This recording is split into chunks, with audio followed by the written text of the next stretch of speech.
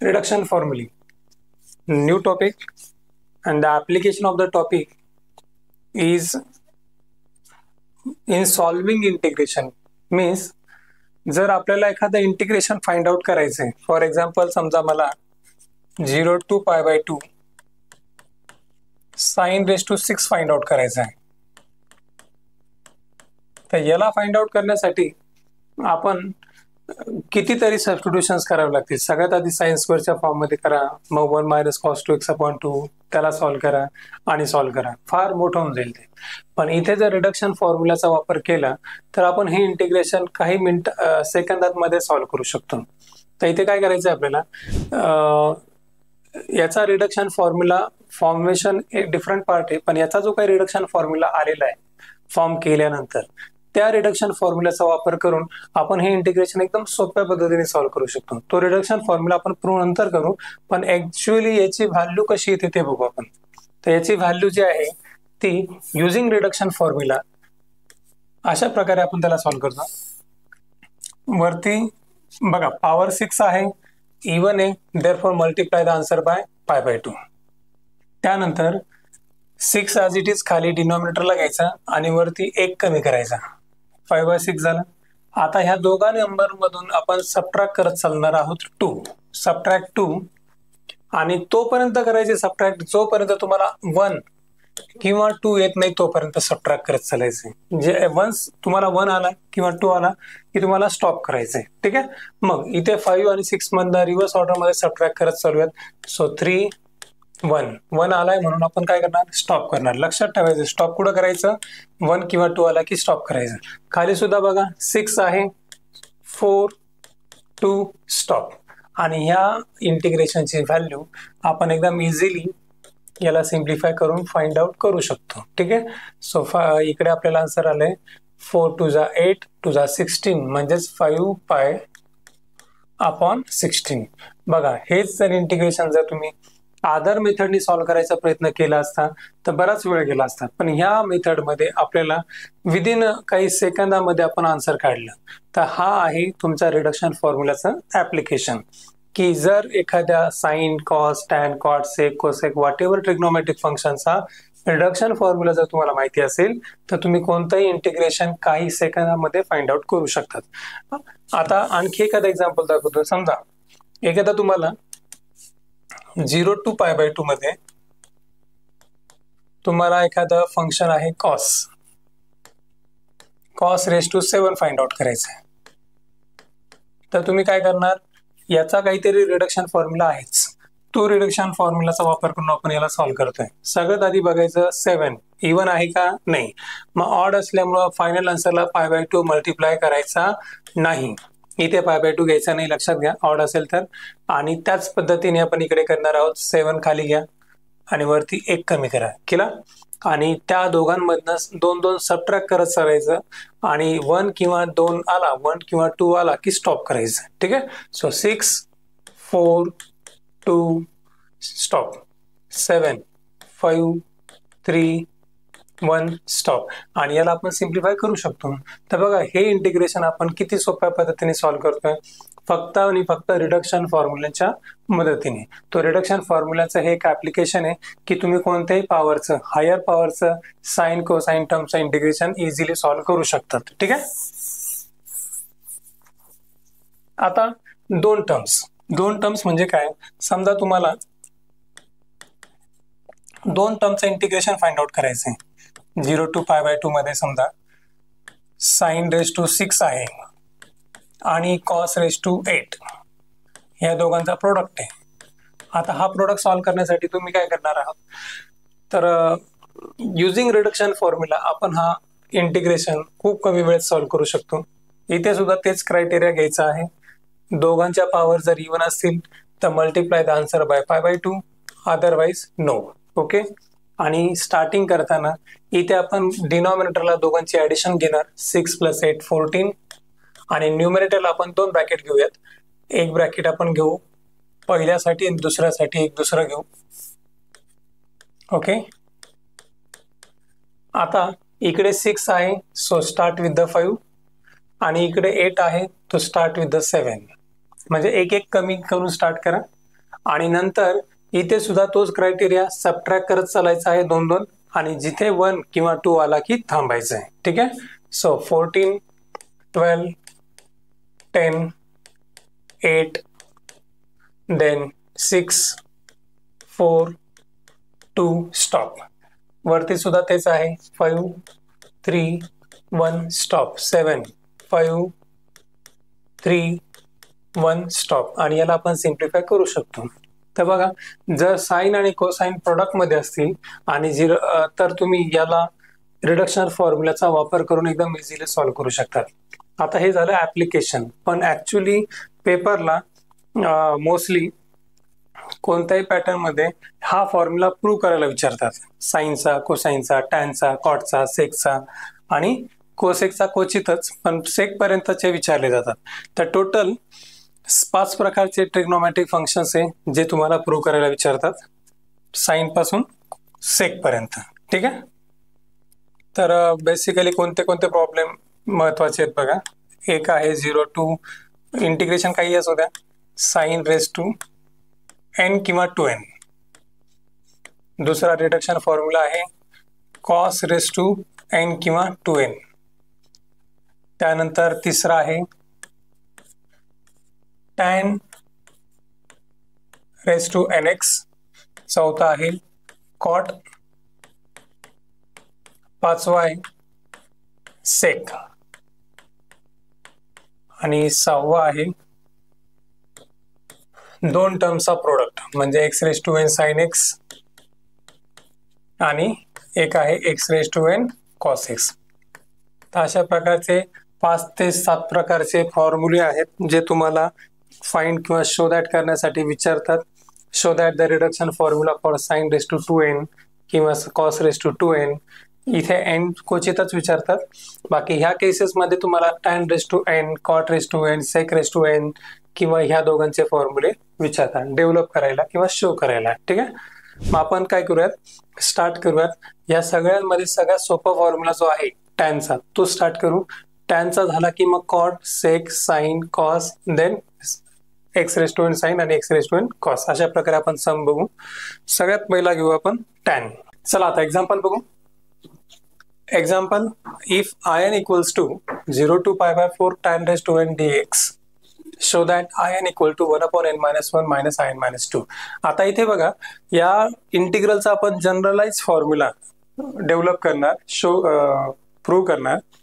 आणि हा फॉर्म्युला जर आपण डेव्हलप केला तर आपण कोणत्याही प्रकारचं इथे टॅनची पॉवर काही पण व्हॅरी केली तरी आपण व्हॅल्यू काढू शकतो युझिंग द रिडक्शन फॉर्म्युला. तर हा एक ऍप्लिकेशन आहे रिडक्शन फॉर्म्युला शिकण्यासाठी, की आपण रिडक्शन फॉर्म्युला जर एखादा तयार केला तर आपण कोणताही इंटिग्रेशन आणि कोणत्याही पॉवरमध्ये, म्हणजे इथे तुम्ही n इक्वल टू 1 2 3 4 काही पण पॉवर पुट करा, तुम्ही ते डायरेक्टली व्हॅल्यू काढू शकता. ठीक आहे. So this is the application of reduction formula, that using reduction formula we can find any value of sine, cos, tan, cot, sec, cosec. Okay. आता याला सॉल्व्ह करायचं आपल्याला. काय करायचं, स्टार्टिंगला स्प्लिट करायचं. टॅन, कॉट, सेक या 3 टर्म जर असतील तर स्क्वेअरची टर्म बाजूला काढायची आणि साइन आणि कॉस असेल तर फक्त एक टर्म बाजूला काढायची. बघा स्प्लिटिंग कसं करूयात. in equals to 0 to pi by 4 tan raise to n आहे म्हणून आपण इथे घेणार टॅन स्क्वेअर आणि बाजूला शिल्लक राहतील. जर इकडे स्क्वेअर बाजूला काढला तर n मायनस 2 शिल्लक राहील. ठीक आहे. आता जर इथे टॅन कॉट सेकचं जर सम आलं तर इथे स्क्वेअरची टर्म घ्या आणि साइन आणि कॉसचं सम आलं तर फक्त साइन एक्स आणि कॉस एक्स बाजूला घ्यायचा. ठीक आहे. आता ह्या दोघांना स्प्लिट केल्यानंतर इथे आपल्याला माहिती टॅन एक्सचं डेरिव्हेटिव्ह हे सेक स्क्वेअर एक्स असतं, म्हणून आपण ह्या टॅन स्क्वेअरला फंडामेंटल फॉर्म्युलाचा वापर करून रिप्लेस करू शकतो. So 0 to pi by 4 split केल्यानंतर लगेचच इथे स्क्वेअरची जी काही टर्म असेल त्याला फंडामेंटल फॉर्म्युला अप्लाय करा. 1 plus tan square equal to sec square. Therefore, it is tan raised to n minus 2 x and the square term is 1 plus tan square is sec square. Therefore, sec square x minus 1 is a value tan square x. Okay. आता bracket open.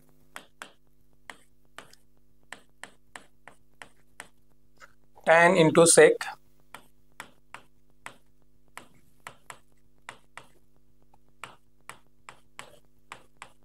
dx minus tan into 1. दोघांना पण integration देऊन टाकू.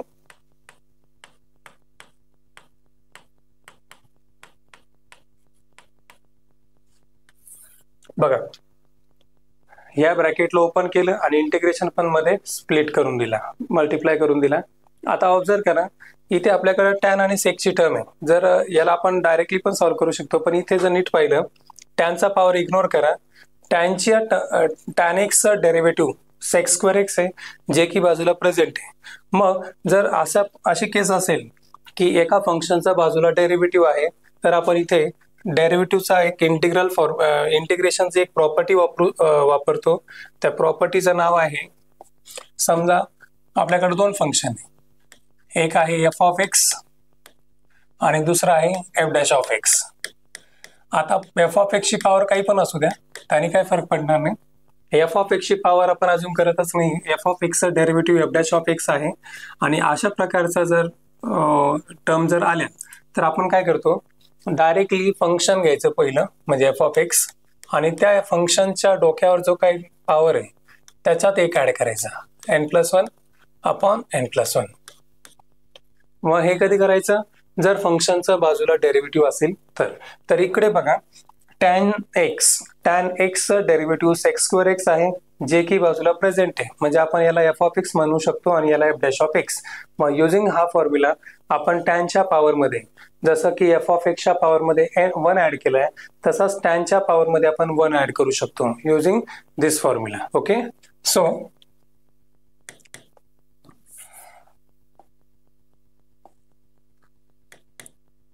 function integration of first term will be tan raised to n-2.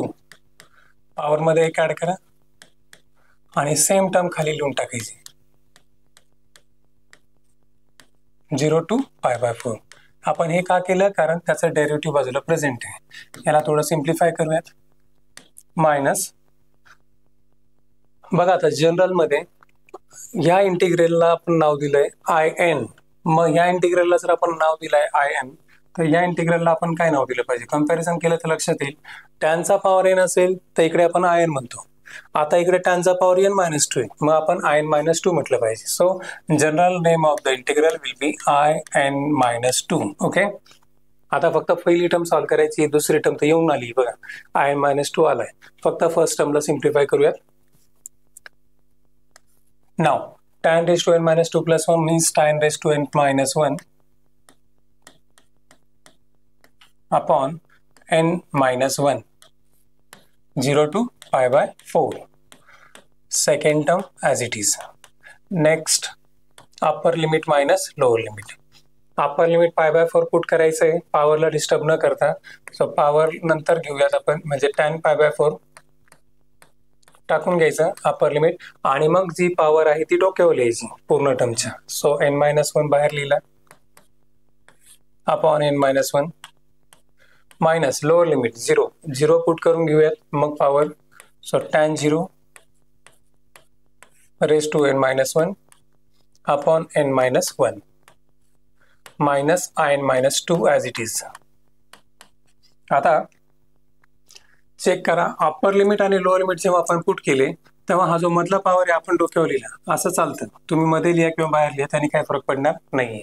Now tan π/4 1 आणि tan 0 0, म्हणजे इथे 1 upon n-1 येईल आणि इथे 1 अपॉन n-1 पॉवर तसंच, सॉरी इथे 0 अपॉन n-1 पॉवर तसाच. ओके, सो पहिली टर्म असेल तुमची 1 upon n-1 raise to n-1 तसाच आहे, मायनस दुसरी टर्म आहे 0 अपॉन n-1 आणि डोक्यावरचा n-1 तसाच. सेकंड टर्म n-2 आहे. इकडे 1 raise to anything is 1, so इथे फक्त 1 असेल, 0 पूर्ण टर्म 0 होणार आणि देअरफॉर तुम्हाला ही टर्म मिळणार. ओके, जर नीट पाहिलं तर हेच आपल्याला विचारले त्यांनी. बघा, हा आपण डेव्हलप केला formula tan raise to n साठी. हा झाला रिडक्शन फॉर्म्युला. आता ह्या रिडक्शन फॉर्म्युलाचा वापर करून आपण कोणत्याही प्रकारचं इंटिग्रेशन काढू शकतो. म्हणजे कोणत्याही प्रकारचं म्हणजे इथे tan ची पॉवर काही पण घ्या तुम्ही, tan square, tan cube, tan raise to 4. जर त्यांनी एक्सटेंड क्वेश्चन केला, म्हणजे क्वेश्चन मध्ये जर त्यांनी सांगितलं hence find the value of 0 to π/4 tan raise to 4x dx, तर आपण त्याची व्हॅल्यू विदाउट सॉल्विंग फक्त काय करणार, इथे n च्या जागेवर 4 आलेलं आहे, देअरफॉर आपण इकडे in मध्ये n च्या जागेवर 4 पुट करू आणि ह्या फॉर्म्युल्यामध्ये 4 पुट करून सॉल्व्ह करू. ओके, म्हणजे कोणत्याही पॉवर मध्ये आपण कोणतीही पॉवर इथे फाइंड आउट करू शकतो tan ची. तर this is the beauty of a reduction formula, that using reduction formula we can find a value of any trigonometric integral. Okay.